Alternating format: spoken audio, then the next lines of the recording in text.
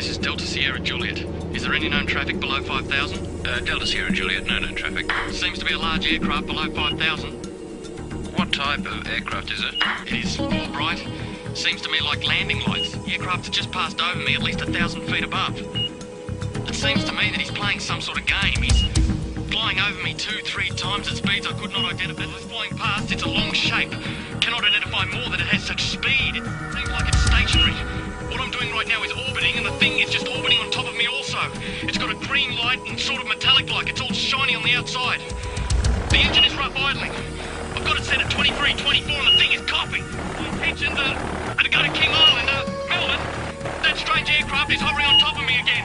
It is hovering, and it is not an aircraft.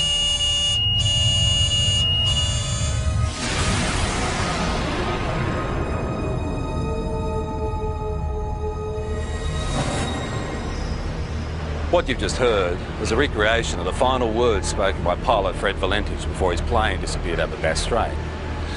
Even though it's been 19 years since Fred disappeared, the mystery surrounding what happened to him still hasn't faded. He just vanished without trace, and his family believed he was taken by an unidentified flying object. Recent years has been an explosion of UFO sightings in Australia. Whenever you mention the topic, people seem to have their own theories and opinions, or even their own stories. It was orange like a sunset, and it was just spanning across the road. I can't move it. Moving forward in time through the experience. Then this tall, dark being just appeared in front of the craft. I mean, it looks like a traditional, every day of the week, comic book flying saucer. They had large almond-shaped eyes, small bodies, legs and arms, and sort of grey in appearance. I think it's the first time in my life that I could identify of anybody telling me that they were scared they were going to die. Saying that this thing was only just down the bottom of his street. He could see that it was out in the water, it was sucking up water. Yeah, I believe it's a UFO. There are between 400 and 500 reports a month of UFOs in this country. Now, obviously a lot of them can be explained, but about 10% prove to be true mysteries. Tonight you'll hear from people who've had these experiences. They're just normal Australians who can't explain what they saw.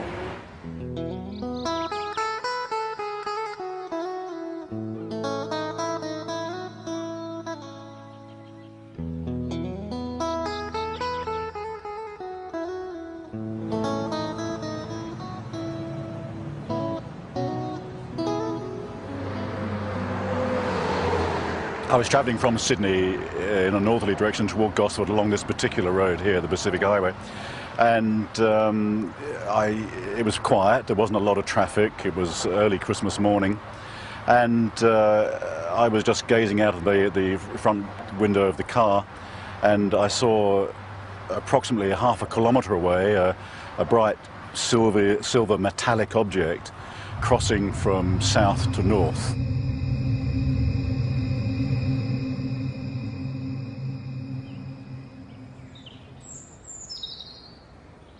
I stood here not believing my eyes, because where I sit I can see the open water, and I just couldn't believe that this thing could appear on the water. It was some kind of craft, but it was completely surrounded in lights underneath and all around, and it just looked like a carousel. It wasn't anything flat.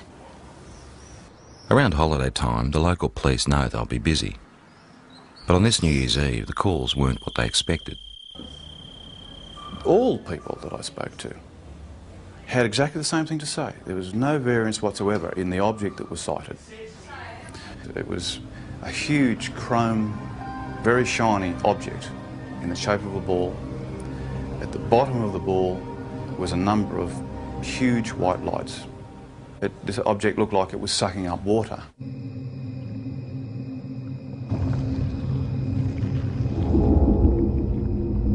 Some calls were quite frightful in the voice. You could actually hear the fear, and in the background especially, the fear of people and of course animals and things at the time that were experiencing this phenomena.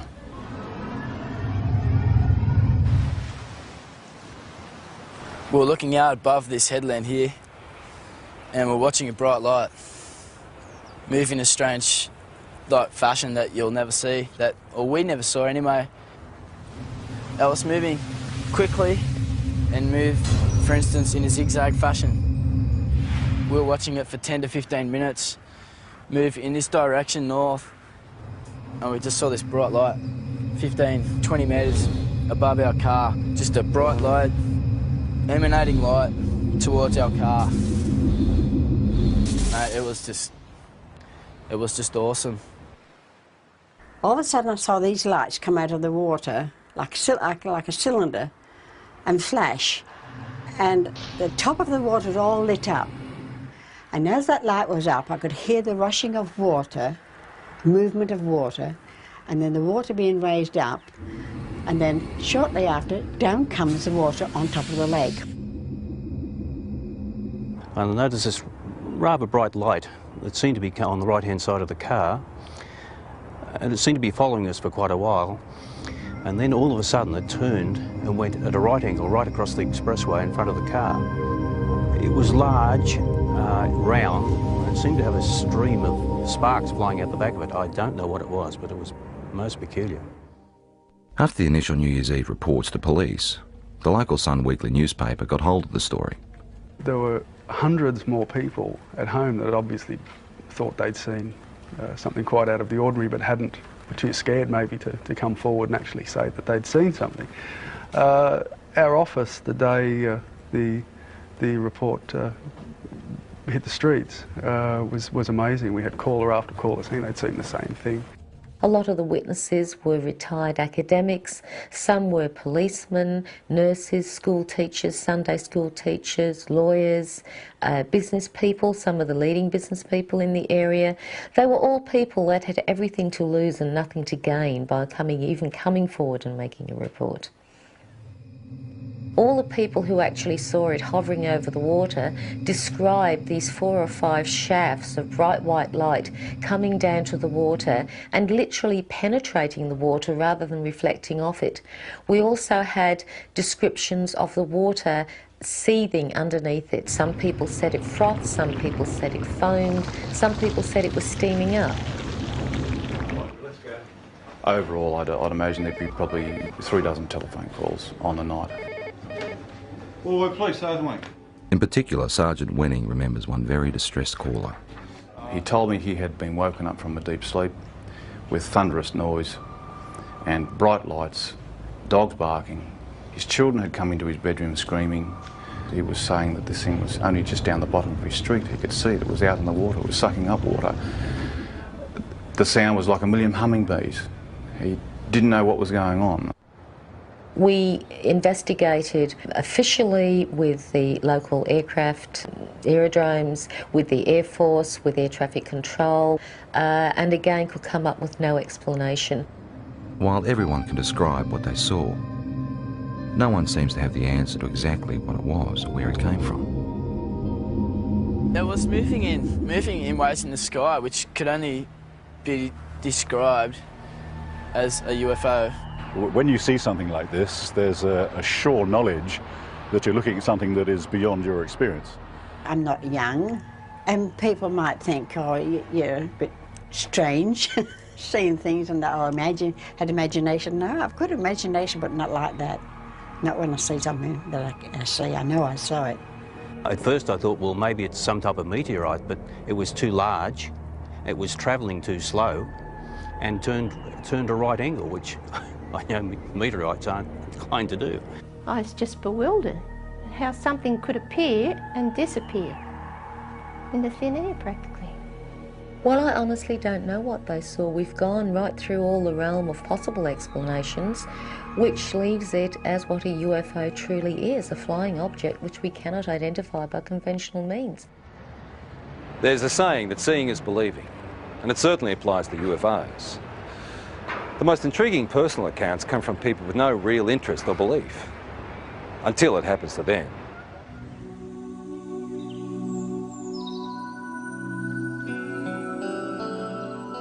Before this happened to me, I can be honest, I could say that I was in that category of being naive. I didn't believe it.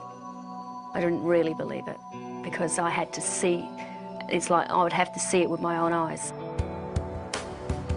Grace's experience starts in the early hours of the morning travelling home with 3 girlfriends. Victoria, who can't be identified, was one of the women in the back seat. It's when I got a bit further down the hill that I noticed on the right-hand side of me some long oblong-shaped lights. I didn't know what they were. I mean, I only sort of caught a glimpse of a bright orange light sort of shining through. As I got down the hillside and started to come around the corner by this little hotel that takes us back through the back roads towards the freeway, one of the girls in the back noticed a very bright white light with a type of blue haze around it. When the girls were sort of saying, oh, maybe, you know, like it's a UFO, and, you know, we sort of like just laughed it off and said, don't be so ridiculous. The women continued their trip, but further down the road, more lights appeared.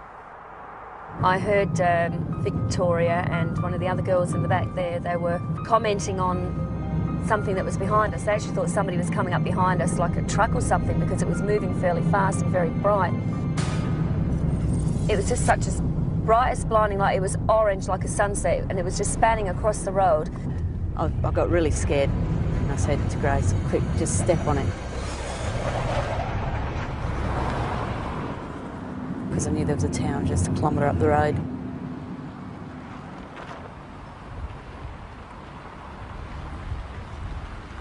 As we got closer into the middle of this car parking area and looked up, we could see this ship. Well, that's what you'd have to call it, because it was, you know, definitely not an aeroplane, and it was something from definitely not this world, that's for sure. It sort of moved across from this direction straight over the top of us.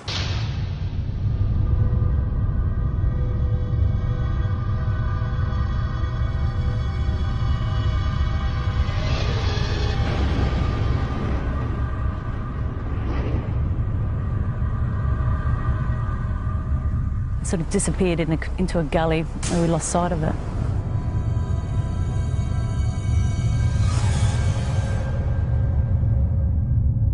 We were scared for our safety. I mean, I've got to be honest, I think it's the first time in my life that I could identify with anybody telling me that they were scared they were going to die. Because I was.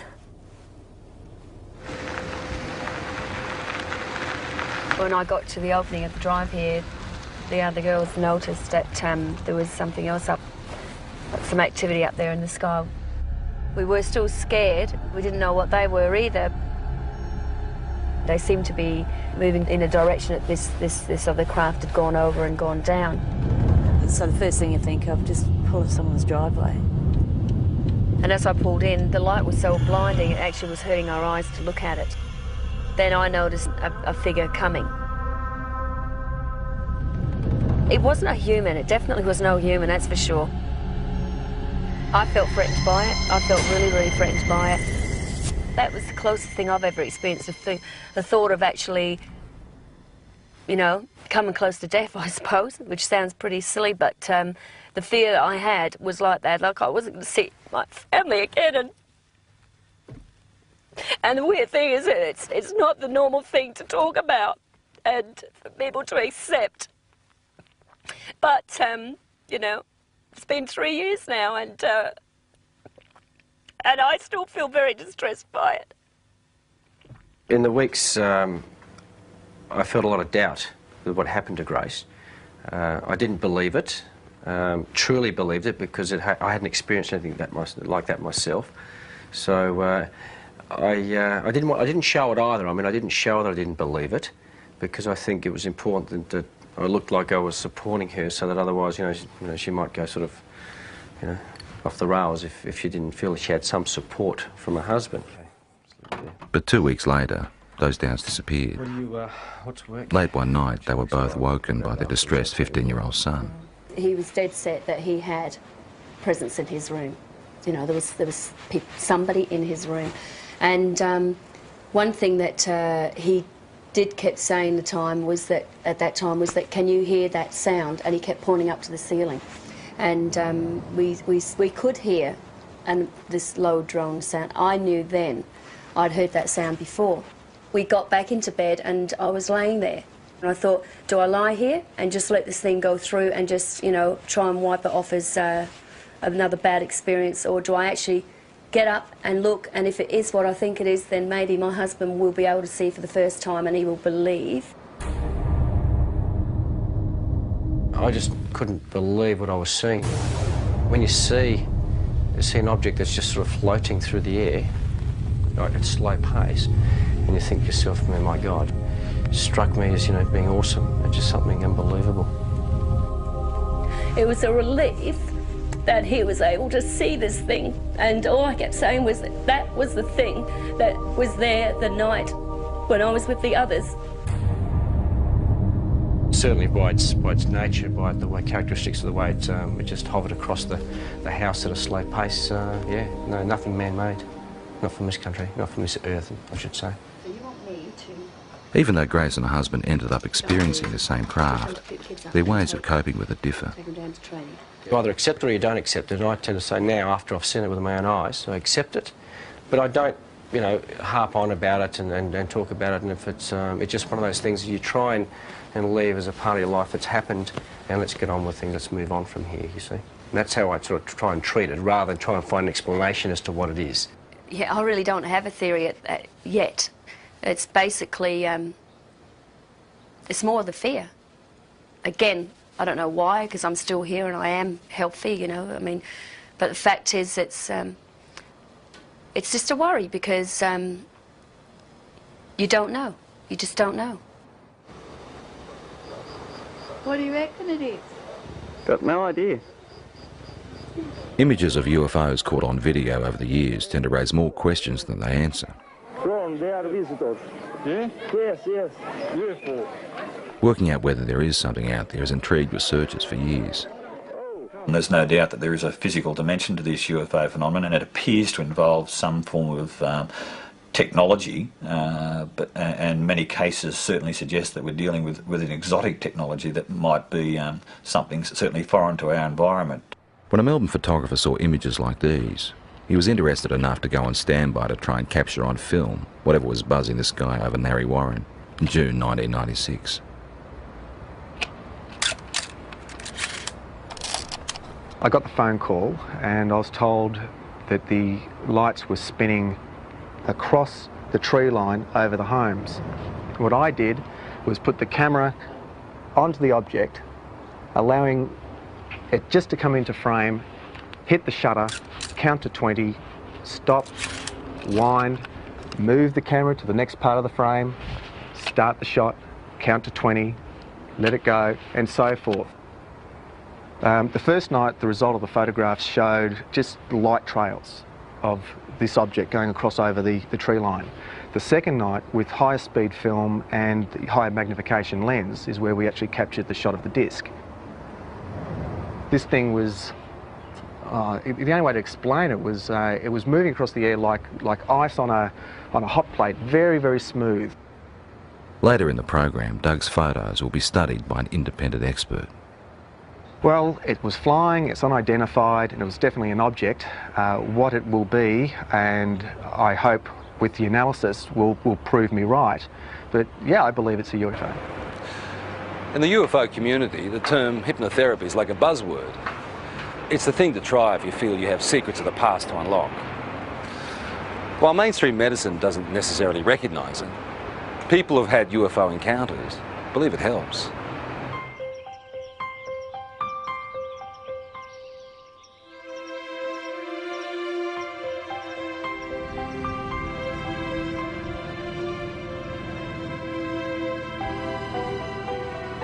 Victor Pufulescu believes he started having alien encounters as a teenager back in his native Romania.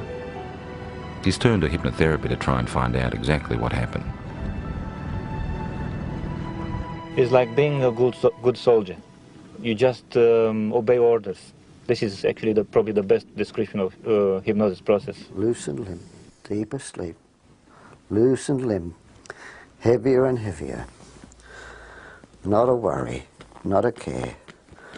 Deeper, deeper, and deeper. Hypnotherapy is a way of allowing us to get into the subconscious mind. The intellectual mind tends to want to control and criticise everything. It's the censor of stuff it doesn't even know about that was in there before we were 3 years old. So by sort of relaxing and sliding across the conscious mind, if you like, we can sort of delve into the unconscious, or to allow what's in the unconscious to find its way out. Oh, I can't move, Frank. Uh-huh. The pressure is increasing. I can't move. The chest, my arms, my legs. There's a thing about hypnotherapy that very often the subject will want to please the hypnotist. So you have to look at that. But the thing is that you can see that when a person is reliving an experience, that it's pretty easy to see whether that's faked or not. Moving forward in time. My legs. Moving forward My in feet. time. Moving forward in time through the experience. The pain is inside of my elbow. Thanks. Who are you saying thanks to? Them. Can you ask them what they're doing? No. It's a test. That's a test. I just know it's a test. They keep me telling be calm. They're telling you to be calm? Yeah. Very often the people are quite disturbed about dreams they're having or things they've imagined happen to them. And they often come out of this saying, I'm pleased I'm not crazy, or I'm not mad, or I'm not imagining this. It does give you some answers, but also creates thousands more. And this is probably the trickiest part. I'm never happy with the answer which I'm getting, and I want more and more and more.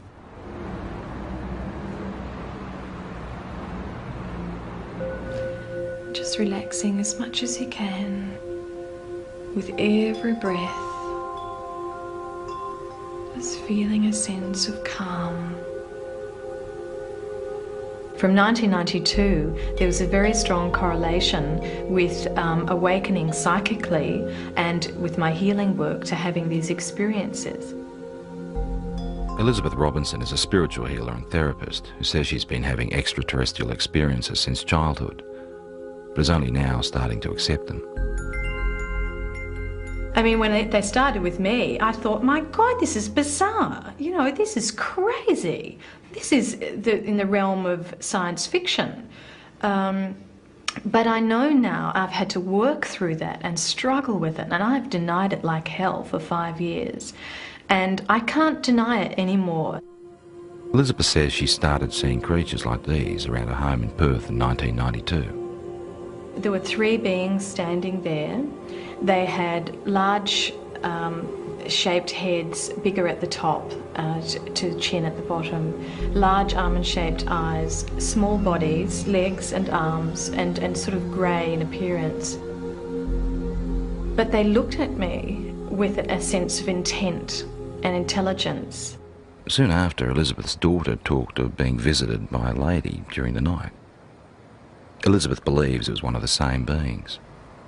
And I looked down on the desk, and here was a drawing of this being, this same being that I had seen. And I said to Jessica, who did that? Because I knew that at 2.5, her drawings were scribble drawings. And she said, oh, that's the lady. I tried to rationalise it, but I knew that I wasn't imagining this stuff. You know, there was something in me that told me that there was more to these experiences. They're looking at me again. Elizabeth then turned to hypnotherapy to try and uncover what she couldn't understand. This session was recorded last year with visiting American UFO researcher John Carpenter. I don't want to give the baby up. What seems to have come up in hypnosis is that I've had children taken from me, babies taken from me that are growing up on crafts. And this is just absolutely bizarre, you know, talking about this. I mean, you talk about this, but, you know, at first you struggle with it. I mean, you can't fully comprehend this, but what I could comprehend was the emotion around it. I know what they're doing. They say it's time. They tell me with their mind. The emotions are so real, they're raw, they're, you know, the grief is there, the terror is something like I've never felt before. They're just doing what they're doing. What are they doing? They're getting the equipment ready. Part of the reason why they're involved here on Earth is to help us awaken, but there seems to be some sort of reciprocal type of arrangement whereby, you know, they're coming to Earth and they're creating a new race of beings, or creating some sort of hybrid race of beings. I used to think, okay, I'm dreaming, until I used to be able to get up, go to the bathroom, make a cup of tea, come back, sit down, they'd still be waiting for me. And I think, oh. Elizabeth and colleague Mary Rodwell now run a support group in Perth for people who've had alien experiences. And this is what I mean, my business is emotional trauma. That's why I'm here. And I won't deal with fantasy. I can't deal with fantasy. So it's about emotional trauma. These people are stressed quite desperately with fear and anxiety about a lot of things that they only have a vague idea often about, but often is because they've remembered being taken. I went 3 months with barely any sleep. If you remember, I told you about 11 or 12 weeks, barely any sleep. Most of them just want to live an ordinary life. They don't want this to happen. So for them to have the chance to at least talk about it and release all the anxiety and fear around that as much as they can around talking about it, it seems that through that there is real healing. For me, I became very frightened that I would be labelled crazy or, you know, hallucinating, whatever it was, and that I couldn't have somebody to relate this experience to that would honour my experience. Have either Elizabeth has always kept journals about her experiences, which she is now using to write a book. I saw a grey being appear, white-grey colour. In the dream, I was searching for my son, even though the child dream of trying to run away from several grey beings, but as fast as I ran or wherever I really don't expect someone to be able to say, absolutely, you know, this is real, because, you know, you always doubt yourself, but you know that it's real, and you have to come to some point and stop denying it, and that's what I'm starting to do. Sorting out the facts surrounding UFOs can be tough, unless of course there's something that science can put to the test.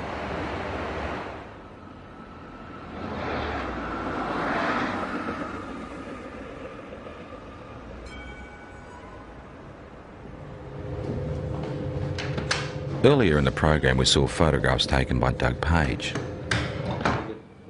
The time exposures show what Doug believes is a UFO hovering near his home in 1996. Now, has this been observed by other people as well? Practically all of Narre Warren. Okay, so that was seen, but not as a streak, because this is a time exposure.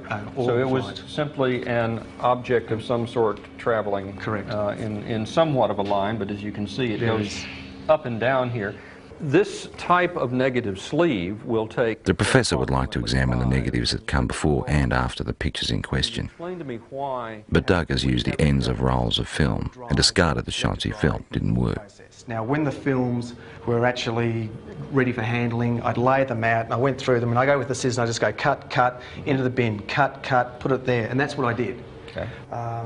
After examining the camera the shots were taken with and checking density readings on the negatives, the next step is to enhance the images on the computer. I don't rely on computers for analysis. They're a bit of a tool. They sometimes let us see things a little bit better, but to actually definitively say that a particular thing is something, I stay away from that. That's right. How did you focus the camera? Just on infinity. Okay, so if you focused on infinity, technically the tower should be sharper in focus than the tree. Should be, shouldn't it? Mm-hmm. But it's not. Interesting question, isn't it? It's a good one. The only trouble is there's no sort of guarantee, of course, in the darkness that it hasn't moved off set either, but I had that set for infinity. Okay. With some of the technical questions out of the way, it becomes an issue of individual perception. Very specific things here. I see a disc-shaped object. I see something with a rim. Okay, there is definitely a lip. There are what appears to be lights. There's big, there's another small one in between, another one. So we've got something that is geometrically laid out. You can see a texture, and you can see definitely on the dark side of it something. So something's in shadow. I mean, it looks like a traditional, every day of the week, comic book flying saucer.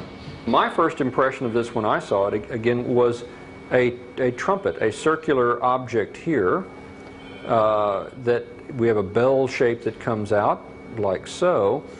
This is unexplained optical either artifact, phenomena, or reality, or could be, could be an object, but it is totally undefinable.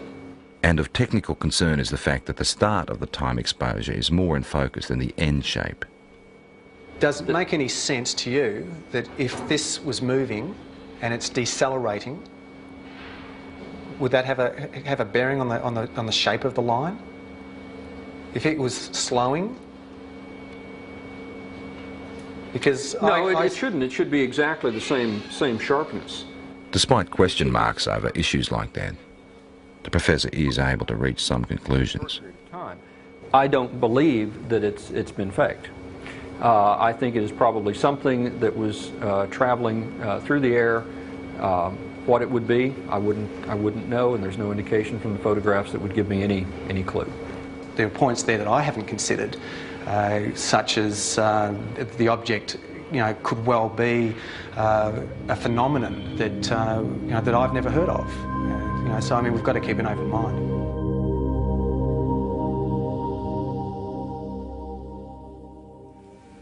I don't know, maybe between 6 and 8, I would assume. Okay. They were fairly intense, or? Yeah, they were very close together as well. Right, okay. 4 years ago, Kelly Carr was a mother and housewife with no interest in spaceships or aliens. Now she's using technology to reconstruct images of her own encounter. It does give the idea of the lights there, but the brightness of the light, it gives a good impression, except that the colour doesn't seem right. Kelly's account starts in August 1993. My husband and I were driving up to my girlfriend's place in Monbulk, which is in the Dandenong Mountains. We were driving on Belgrave Hallam Road, and it was just on dusk. I saw what I thought was round orange lights in the field. It looked unusual to me. Later that night, retracing their route home, Kelly noticed something else unusual. It's about a kilometre or so in front of us, about twice the height of the treetops. We could see this object, which at first I thought was a blimp. It had the shape of a blimp, but it was light.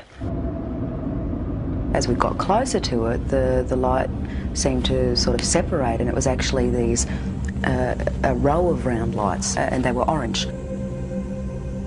It appeared like there was silhouettes standing in these round orange circles, like people, but you could only see the black outline. Well, I just said to my husband, look, there's people in there. And the minute I said that, it shot off to the left of us.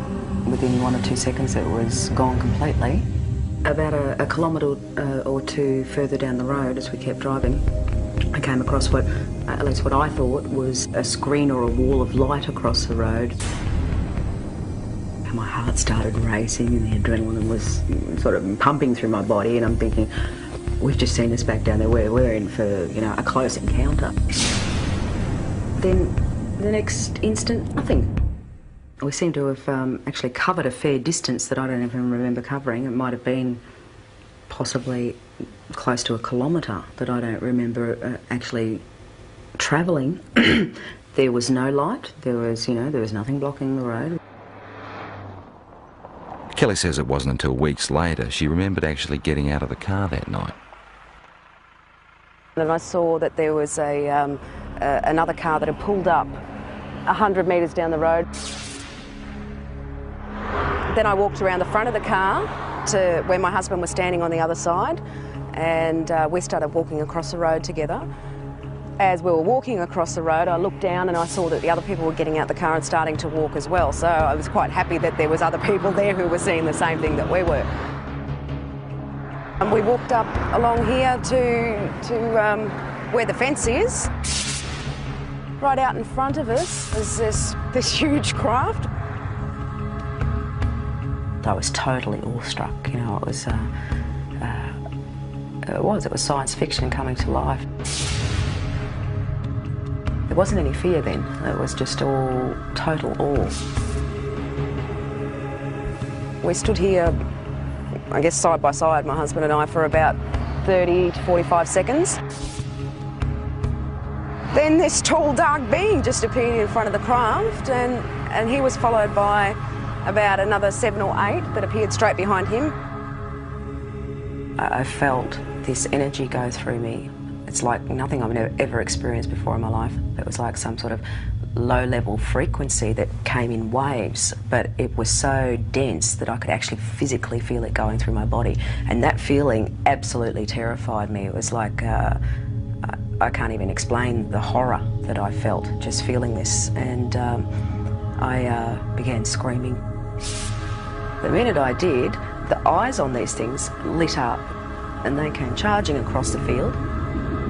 Halfway across, they split up into 2 groups. Some headed off down there and the rest came directly towards us.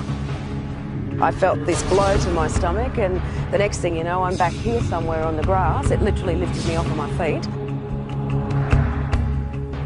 And I thought I was going to die. I thought if I don't get up now, I'm going to pass out and I'm going to die. I'm not going to come back to consciousness, you know. So I pulled myself up into a sitting position, and when I sat up, I couldn't see anything, and it was like there was just black in front of my eyes. I want you to try stretching it down a little bit as well. Kelly is not the only one who saw these images that night. For the first time ever, independent witnesses have given the same account of a close encounter. Even though Kelly has never met Jane, Glenda and Bill from the other car she saw, she has seen the sketches they drew for UFO researchers. They've drawn the same circles of light around the top of the craft with these blue lines coming down, ending in a semicircle on the ground. They've actually also drawn a tripod underneath, which was something I didn't see that night. It becomes very clear then that we were all looking at the same thing and that it wasn't your average saucer-shaped craft. And basically, the second party were able to draw sketches of the beings very similar to the ones that I had, and they're not your usual little grey things that are, you know, media propaganda. I found a small red-coloured equilateral triangle underneath my navel, which I guess in reality provoked only a minor curiosity at the time. It was oddly geometric, and I did wonder, you know, how something like that could get on me that looked like a burn without me feeling it. At UFO conferences, where Kelly is now a keynote speaker, she adds strength to her own story by showing photographs of physical marks left on one of the other women. We were all left with triangular marks under our navels, but the ones that were marks that were actually photographed, the first one came from Glenda, which is it's a series of 3 small red dots along the inner thigh, and both Jane and Glenda were marked with these dots. I wasn't. Glenda had a ligature mark around her ankle, which is quite severe bruising. It looked like she'd been strapped down to something. UFO researchers have also reported finding physical traces at the site where all witnesses said the encounter happened, particularly in relation to where the craft landed. Inside that semicircle was actually a triangular formation of 3 points spaced 6 metres apart, which correspond with the tripod that was drawn underneath the girl's craft. To this day, Kelly still doesn't know exactly what happened to her that night. Tried a little bit. Her most vivid memory is the fear that she felt. That's very good. It's finally come out to what I'm looking for.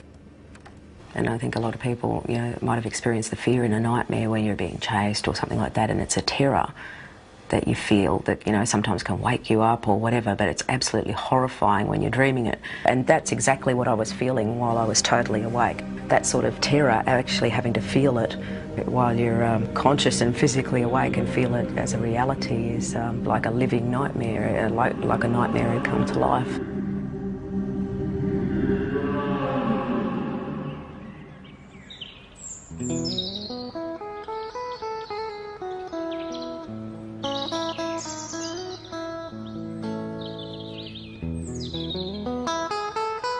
We've moved out onto 138 acres. We don't have electricity. We use all our own fuel, like for both our fires. We're in the process of trying to become self-sufficient as far as food's concerned. We just lead just a very different lifestyle. Denise Borrett says it's her encounters with strange beings that have helped her make the decision to live this way. There's one of our missing. I believe at the moment that they're giving us quite a dire warning about what's happening to the planet and what's going to happen to us unless we actually wake up to what we're actually doing. They seem to open parts of your mind that aren't open before, and or they help you to do that. I don't know, but all I know is that I'm a very changed person since I've had my experience. Well, lifestyle changes you'd think shouldn't happen to people if these things aren't physically occurring. So I guess it's a little piece of evidence to suggest that something really startling and extraordinary must have happened to a person because of the changes that they do go through. Denise says her visitors have the ability to render her husband unconscious, so he never actually experiences the aliens, but he does have physical scars. Well, I know I've got a lot of scars on my body, and I know basically where they all came from, but this one, in that particular place, I've got no idea. I just woke up one morning and I happened to comment to Denise, I've got this funny little mark on my arm, and she had a look and she had one in exactly the same place because she said she could remember it happening. And I can actually remember them cutting it. I can remember it was like a little spatula or whatever. But again, there was no pain or anything, and the next day mine had completely healed up, whereas Les's had actually scarred. And I thought, well, they're in identical spots and they're identical size, so obviously something was going on. People who've had multiple abduction experiences very often get very concerned about the environment. They get very concerned about healthy lifestyles. They get very interested in the possibility of life elsewhere. They get very interested in promoting the message that there's something actually going on.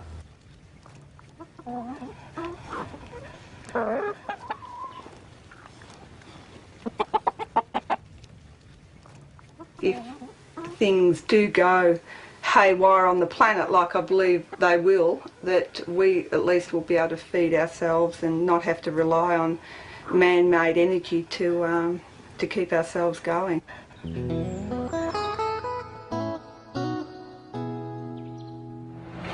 It's pretty obvious that the people that had these experiences are convinced there's more to what's out there than most of us realise. They're also the first to admit that their stories can be hard to accept. All they want us to do is be prepared to listen. I suppose people got to make their own minds up, but we can honestly say that what happened happened, and there's no doubt about that. Perhaps they're extraterrestrial, we don't know. Perhaps it's military experimentation. Perhaps there's new things in this earth that we don't know about. I don't know what they are. I know what happened to me, but I don't know anything about them. Well, I'd have to say that the evidence seems to be fairly compelling, that we seem to have some sort of alien life form, just in what it is. You've got to keep an open mind. And since I've accepted it, I think I've really started to see it's not really bad. There's a lot of good in what they're actually doing. And it's like they're saying to us, you know, human beings can do so much more. We have these wonderful capacities to heal and to heal each other and to understand ourselves so much more. And we're not yet. Where they come from, I honestly don't know. I would hope that before I die, one day I find out.